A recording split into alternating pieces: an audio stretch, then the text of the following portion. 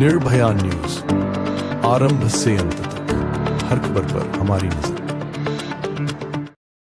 સંસદમાં જે પપ્પુ યાદવે જે સંતોનું અપમાન કર્યું છે, એટલે સંતોનું અપમાન એટલે સનાતન ધર્મનું અપમાન કહેવાય।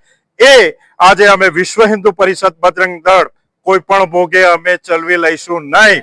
અને જો સંતોનું અપમાન અને સનાતન ધર્મનું જે અપમાન કર્યું છે, એ આ એક જિલ્લાનું એક ટ્રેલર છે।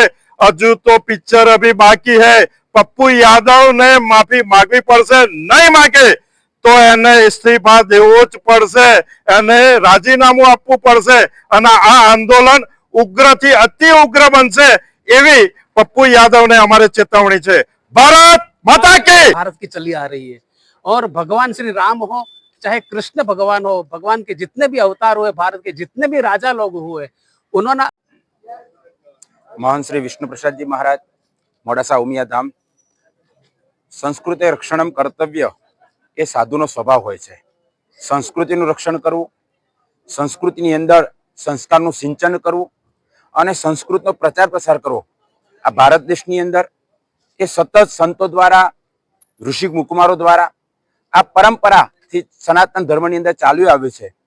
અને જ્યારે દિલ્હીની સાંસદની અંદર જ્યારે રાજકીય મુદ્દો હોય અને રાજકીય મુદ્દાની અંદર રાજકીય સભા ચાલી રહી હોય અને રાજકીય સભાની અંદર જ્યારે સંતોનું અપમાન થતું હોય, જ્યારે રામ ભગવાનનું અપમાન થતું હોય અને જ્યારે એનો મુદ્દો બનાવી અને જ્યારે આખા ભારતને શાંતિને દોરવાનો પ્રયત્ન કરવામાં આવતો હોય, ત્યારે ખરેખર હું વિપક્ષના તમામ નેતાઓને વિનંતી સહ પ્રાર્થના કરું છું કે તમામ સાધુ સંતોની માફી માંગવી જોઈએ અને તમામ ભારત દેશની અંદર જે સંતોનું અપમાન થયું છે, સંતોથી ઘણું બધું સનાતન ધર્મનું કામ થઈ રહ્યું છે, સંતોથી ઘણું બધું શીખવાનું પ્રાપ્ત થાય છે અને જ્યારે સાધુ જ્યારે બની જાય છે ત્યારે પોતાનો પરિવારનો ત્યાગ કરી અને એક સમાજને કેવી રીતે આ શિક્ષણ આપવું, સંસ્કાર આપવા, સંસ્કૃતિનું રક્ષણ કેવી રીતે કરવું, એનો સતત ચિંતા સંતો કરતા રહ્યા છે।